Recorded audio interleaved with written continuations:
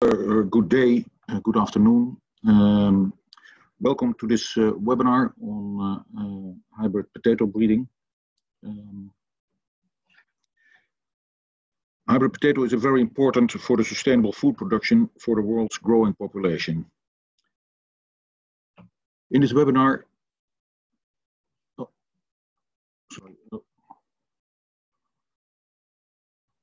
we have trouble with the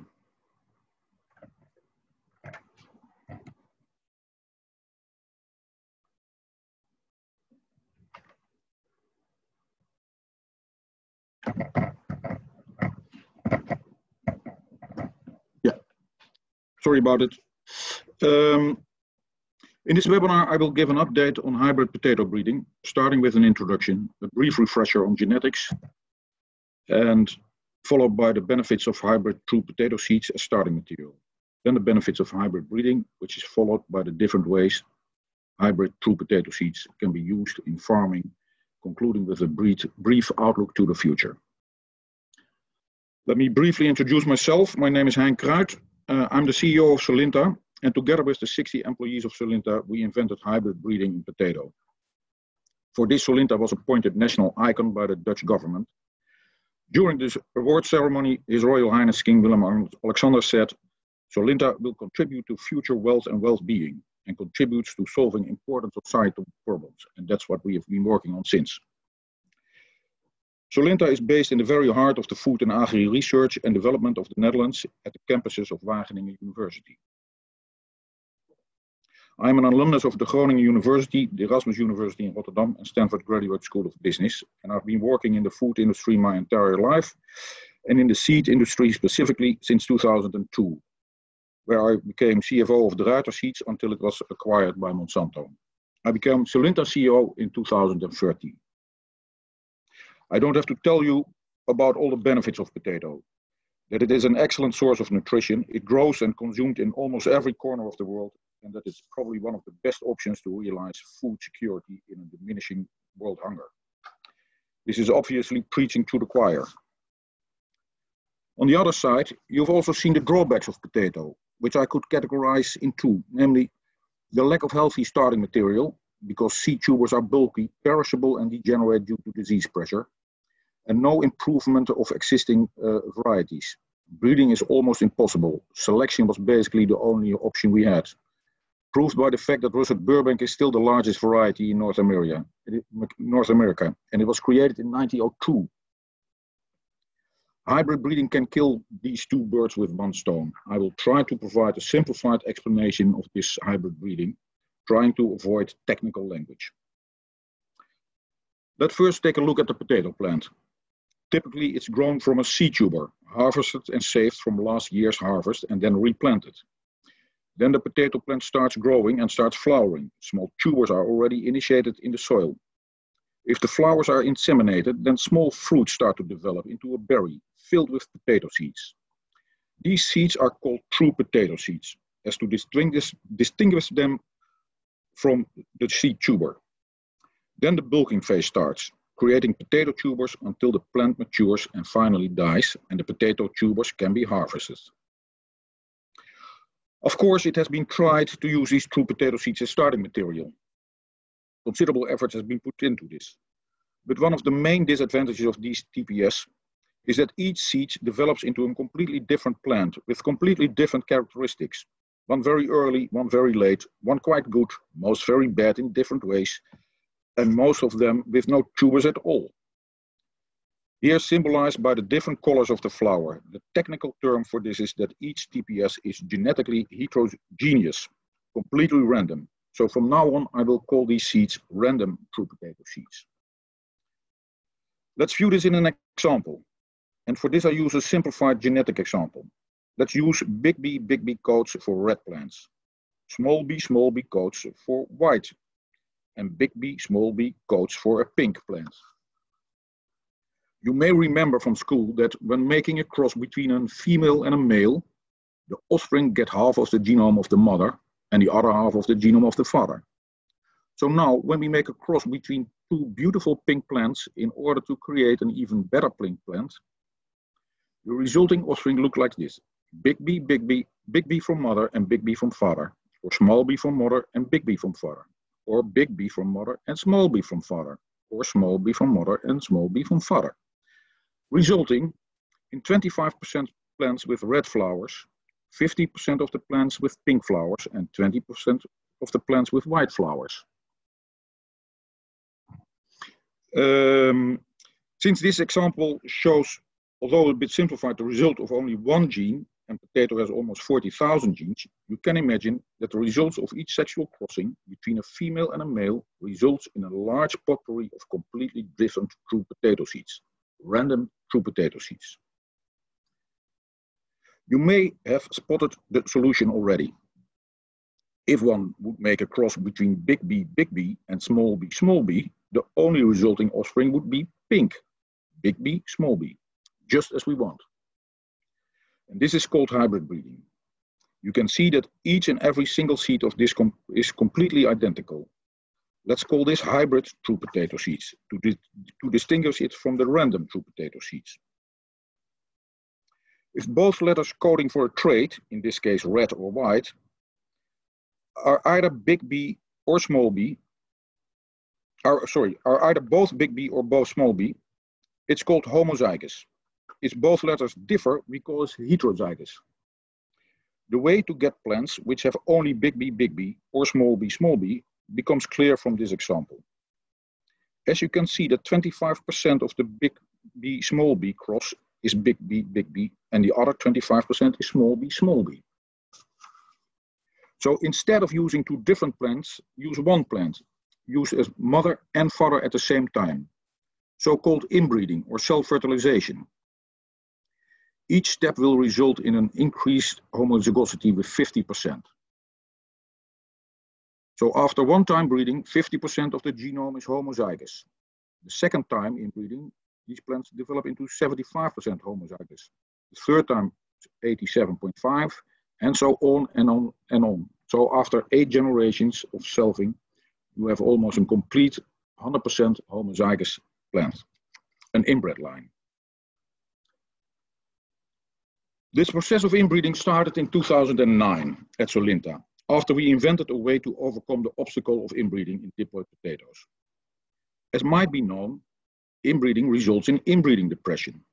Each round of inbreeding, the plant gets weaker and weaker. The mirror of inbreeding depression is hybrid vigor.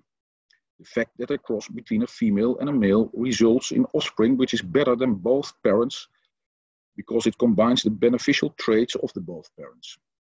So as said, since 2009, Solinta has been working on creating inbred parent lines. If we would put this in a graph, it would look something like this. On the vertical axis, let's call it agronomical value, expressed in dollars for the lack of something better. On the horizontal axis, it's time. So initially, the agronomic value is decreasing rapidly due to the inbreeding depression, but the homozygosity increases. So in 2014, we had fully homozygous lines, but due to the inbreeding depression, completely useless for farmers. No agronomic value at all. They didn't have potatoes anymore, for example. So we had to make a cross with a better potato plant, increasing the agronomic value. But this results also in decreasing the homozygosity due to the cross. So this starts a never-ending process of crossing, improving the value, decreasing homozygosity, and inbreeding, keeping as much as possible of the agronomic value and increasing homozygosity. So it's a little bit like 2 steps forward and 1 step back, and it will go on and on and on. This will result in female and male elate parent lines, which once crossed result in 100% identical hybrid true potato seeds, which combines the beneficial traits of both the female and male parent. I'm sorry that I had to bore you with these technicalities of hybrid breeding before we can move to the benefits. But I think it's nice to understand what we have been doing. That is completely natural, and it could have been done by a bee. If only the bee have known exactly to know between which flyers to fly. And also that it takes time before a hybrid breeding platform is established. As said, potato has 2 drawbacks. The lack of healthy starting material and breeding is almost impossible. Hybrid breeding solves both. Let's first focus on the starting material. As most of you will know by experience, the traditional multiplication cycle is quite cumbersome. In order to scale up to a reasonable amount of seed potatoes to plant, one starts with 1 potato tuber. And after a season, harvest about 10, which you then have to store under climatized conditions for next year's planting. During the growing period in the ground, the tubers are slightly infected with diseases. So next year you plant these 10, harvest 100, slightly more diseased. Plant 100, harvest 1,000, even more diseased, and on, until by the 8th generations you have 100 million tubers, but now quite degenerated by diseases. So basically, it's a copying machine making 10 copies a year. A hybrid true potato seed system can make about 5,000 pristine seeds per female plant. So you start with 1 seed. The plant from this 1 seed can create 5,000 seeds in 6 months, so 25 million in a year. And then if all these seeds are sown, again 6 months later, one could harvest 250 million first generation completely pristine tubers. So basically a copying machine which is many-fold faster, producing excellent, healthy, pristine seeds instead of diseased tubers. It also triggers an enormous weight reduction. One needs only 25 grams of hybrid true potato seeds to plant an hectare versus 2,500 kilos of seed tubers. It takes limited imagination to see the logistical benefits in shipping grams in an envelope versus tons of perishable tubers in climatized containers. Seeds stay healthy for years without any special storage condition versus perishable tubers which go bad quite quickly if not stored properly. Next to the logistical advantage, another point of attention is the huge benefits from phytosanitary point of view. Spreading of diseases needs to be prevented as much as possible. And also here, hybrid true potato seeds are manifold better. Since tubers can carry more than 62 pathogens, and when seed tubers carry a tiny bit of soil, it can easily increase to over 200. For that, the import and export of tubers is strictly regulated. Pest risk assessment by several national plant protection officers have shown that there are almost no quarantine pathogens known, which can be hybrid TPS borne. Only 9 have been identified. If, like we envision, these TPS are produced in a controlled environment where the parents are free of diseases, the resulting pristine hybrid true potato seeds offspring is also free of diseases. This means hybrid true potato seeds could move across the world easily like any other vegetable seeds with full phytosanitary control. With this, I want to close this section, and I would argue that we have solved the starting material problem and move to the second area of benefits. The fact that now, for the first time, potato breeding becomes targetable, predictable, fast and efficient, instead of hodgepodge, or as Jonathan Jones called it, chaotic. Most cultivated potatoes are tetraploid, so 4 sets of chromosomes. This makes breeding quite complex because if you want to find one trait in a potato, it takes 36 different combinations to find one plant with this combination. 36 to the power of 1. That's not too complex, you argue. Indeed, I agree, but it's getting far more complex if you want to combine several traits. If you want to combine, say, 11 traits, good yield, large potato, nice skin, good taste, etc., it takes you 36 to the power of 11, which makes 130 quadrillion combinations possible. So a breeder should create 130 quadrillion plants to find only one plant with this specific desired combination. And if you plant 5 plants on a square meter, you need about 50 planet Earth to plant this amount. And then you would need to inspect all these plants in order to identify the single plant with this 11 trait in the right combination. Do you agree that this could be called hodgepodge? Given this, it's really remarkable what potato breeders so far have managed. Hybrid breeding, as you recall from the introduction, makes it much more simple, predictable. A cross between an elite parent line will always result in predictable outcome, fast and efficient. As you recall from earlier, inbreeding causes inbreeding depression. But the mirror of inbreeding depression is hybrid vigor. With hybrid breeding, we can now for the first time unlock hybrid vigor in potato, just as this has been done in many other crops. We foresee a yield increase of 30% in the developed world and a doubling of the yield in the developing world within the next 10 years. Just as this has been done, for example, with hybrid corn, which yields due to hybrid breeding increases with 250%. The other 250% was due to farm management. Potato today is where corn was in the 1930s.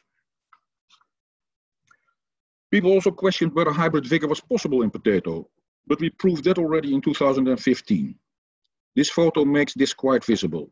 The offspring is way better than its parents.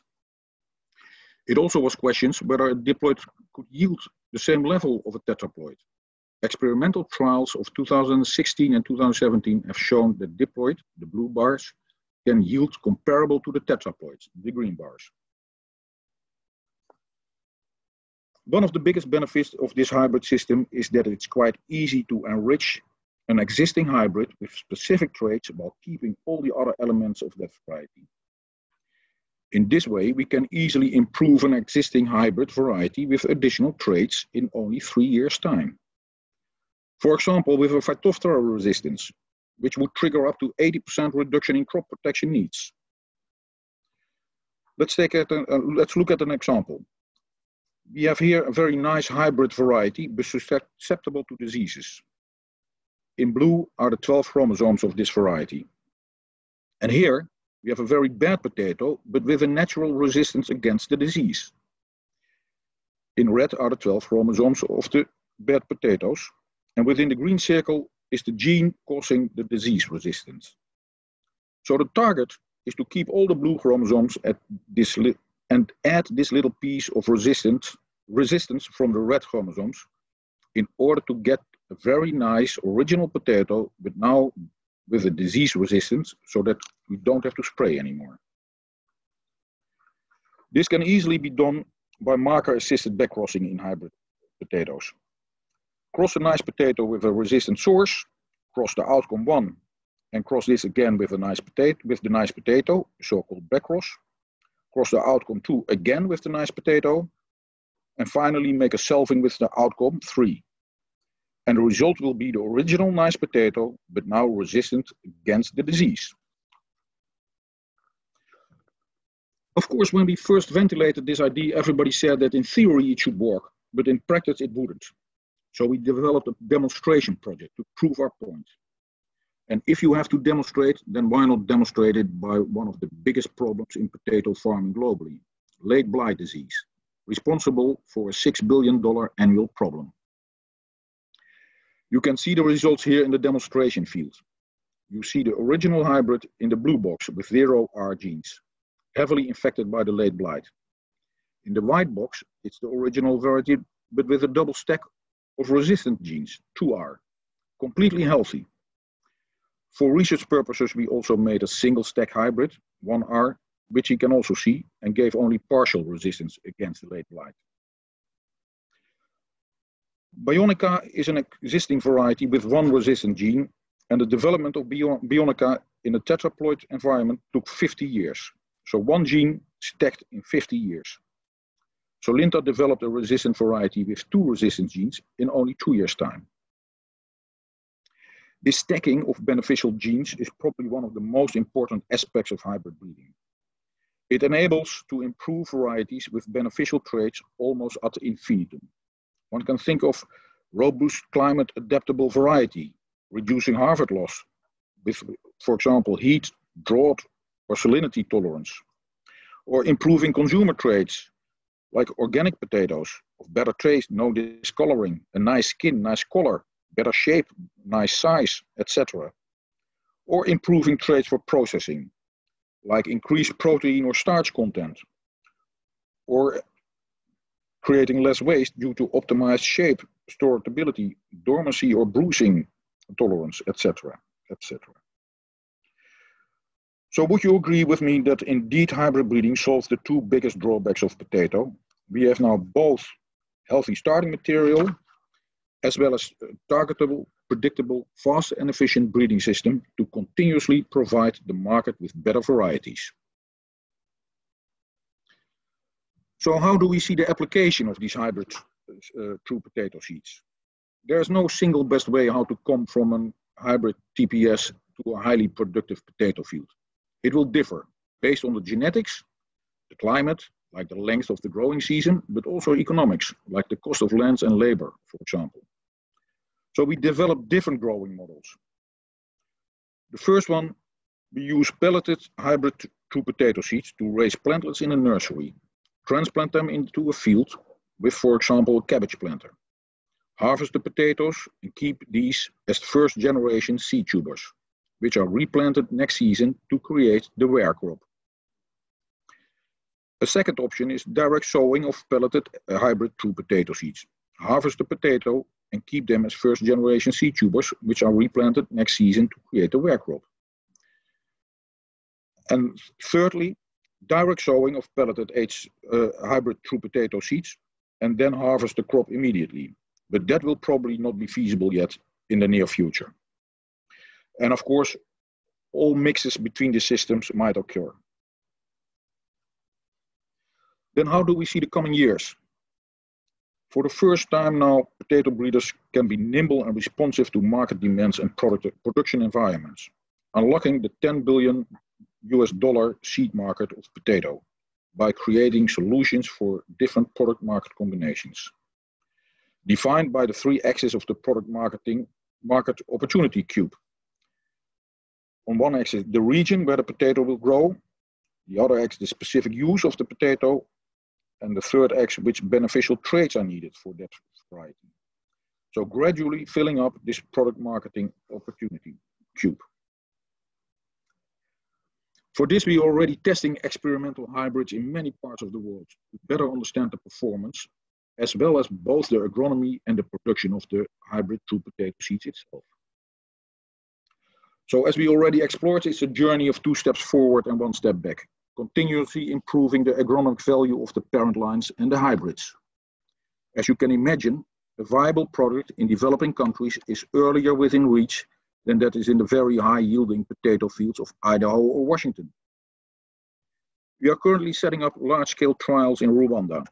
For this, we are getting the help of Rwanda government. The Rwanda government is helping with establishing the right legislation. Hybrid true potato seeds is not catered for in law and regulations yet. So, for example, import and commercial registration rules and regulations needs to be adapted or improved. Smaller trials conducted earlier showed a huge potential of hybrid true potato seeds in East Africa. The best variety showed almost 30 tons yield, while the local average is only 8 tons.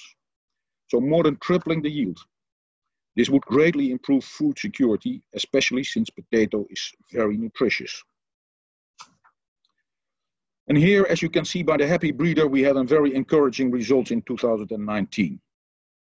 And we ended 2019 by applying European plant variety protection for 3 of our created hybrids.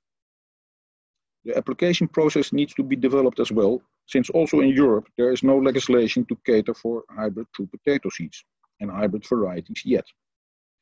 The potato industry is working jointly together with the authorities to make this happen. So we are looking forward to 2020 to start the registration process and foresee commercial launch in East Africa in 2021. And from that moment onwards, we will introduce improved varieties ongoing, unlocking the full potential of the potato to the world. And with this, I want to open for questions, and thank you very much for your interest and attention. And before I move to that section, I want to thank all the sustaining partners to make this webinar possible.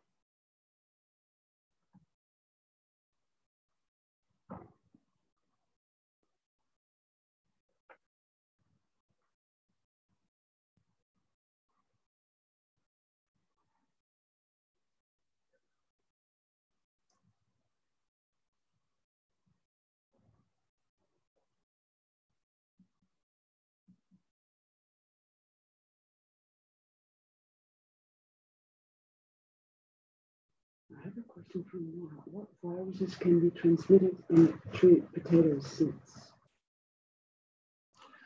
The question about the viruses which can be transmitted, I don't recall them by heart. So I'm sorry, Nora, but I will make sure that you will get them over the email.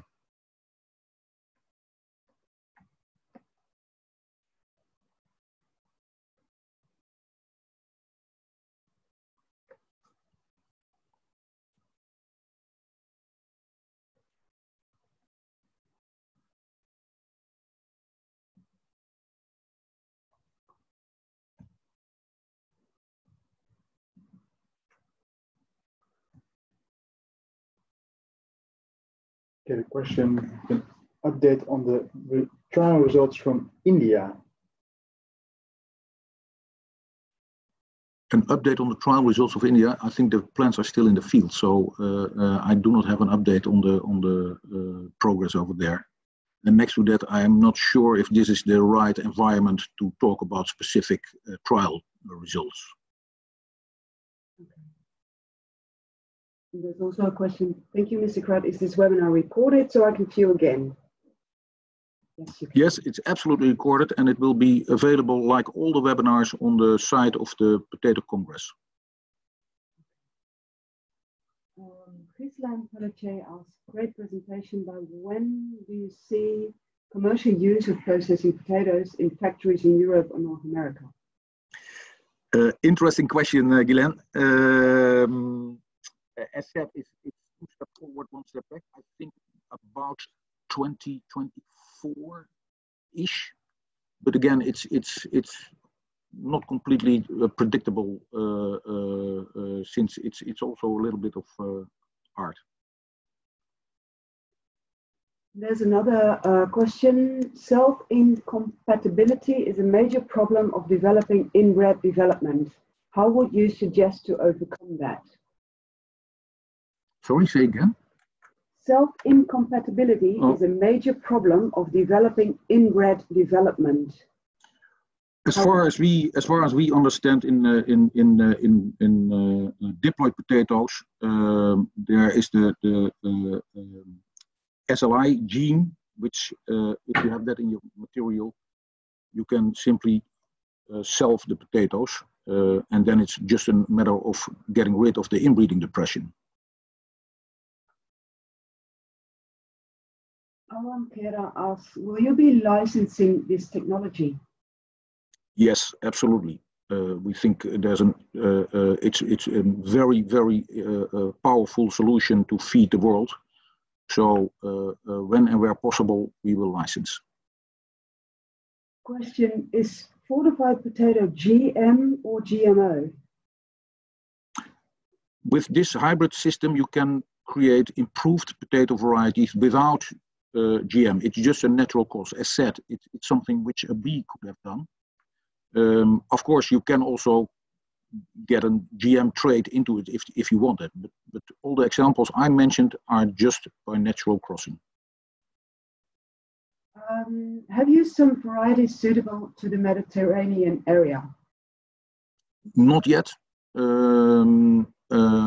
There are some trials going on at the moment, or at the moment they are planted in Spain and Italy at the moment, so I look forward with eagerness to the results of this year, and then I can answer that question a little bit more specifically. Is it possible for Celinda to also start trials in Kenya so that we also benefit soonest? I think there is a project started in Kenya a couple of weeks ago. If you send me an email, then I can get back to you on the specifics of this. And it's probably timing-wise slightly back from where we are in Rwanda, but it's definitely possible, yes.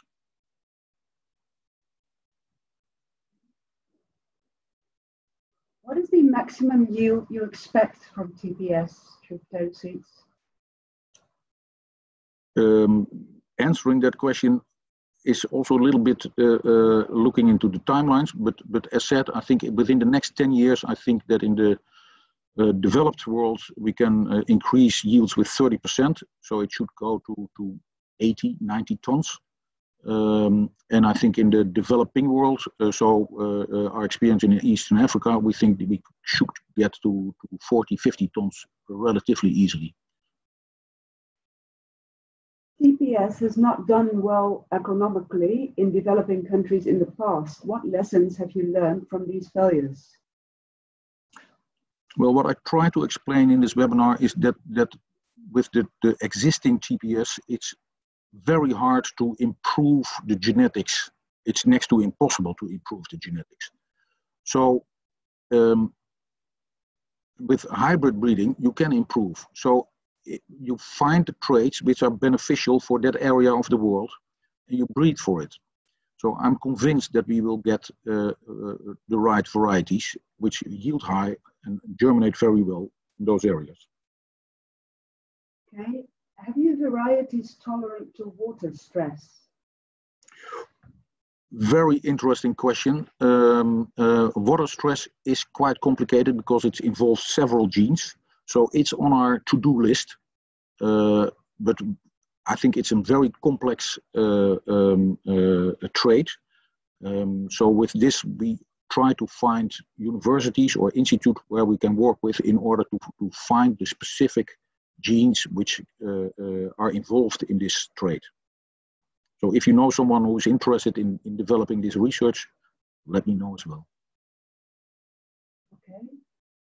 Rich Novi asks, how does one keep nimble and responsive in breeding when one still needs to conduct test crossing of inbred lines in all combinations over environments and over years to determine worth of diploid hybrids relative to established varieties? Good question, thanks. Once you have a baseline variety, you do not have to do all this testing anymore, we think, because you just stack beneficial traits to it. So you can relatively easily do all the comparisons and work from that. Next to that, once you have a variety, the scaling up to commercial volumes is very, very, very quickly done because the seed-based system is such a nice multiplication system. Someone asked, what is your dream, either to establish TPS system or tissue culture system with your hybrid varieties? I try to be as lazy as possible, and which means that I completely convinced that a hybrid true potato system is way to prefer over tissue culture. Although the systems go together, so we might use tissue culture every now and then, but going forward, a seed-based system is the way to go.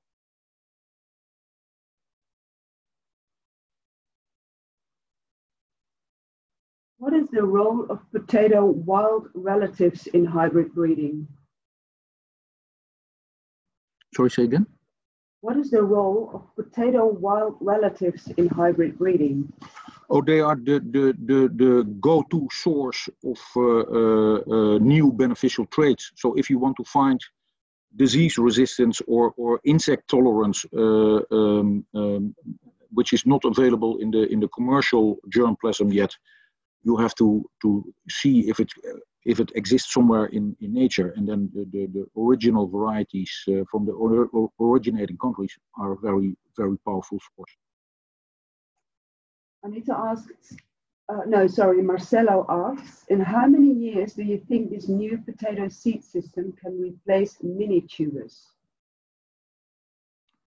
Well, answering that is also a little bit depending on which area you look at. So I think it will start to change Eastern Africa from 2021 onwards, depending on the penetration speed, and then slowly move to other areas of the world. I'm personally not a big fan of the mini tubers because they are quite vulnerable. And seed is from that point of view an easier starting material.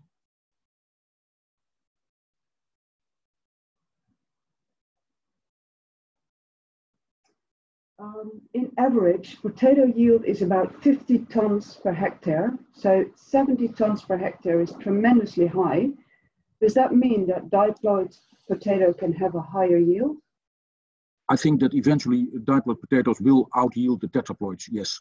That conviction is supported by the fact that all hybrids are outperforming the tetraploids eventually. Because the combination of beneficial traits for yield is so much easier to do.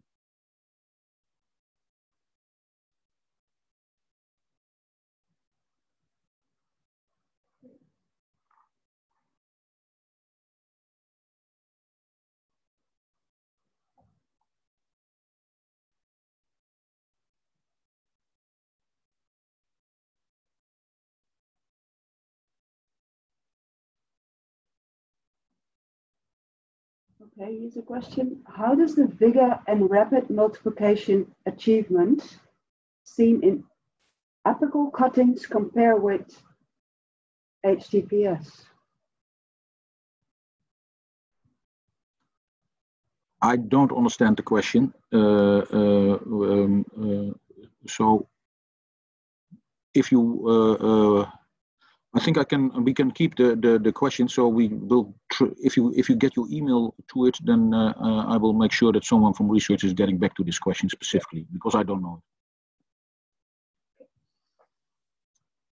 All right, I think that gets us to the end of the webinar. If there's an urgent question still pending somewhere, I am completely happy to answer it. You can send your questions to info@solinta.com. And from that, I thank you again very much for your attention and contributing questions. Thanks.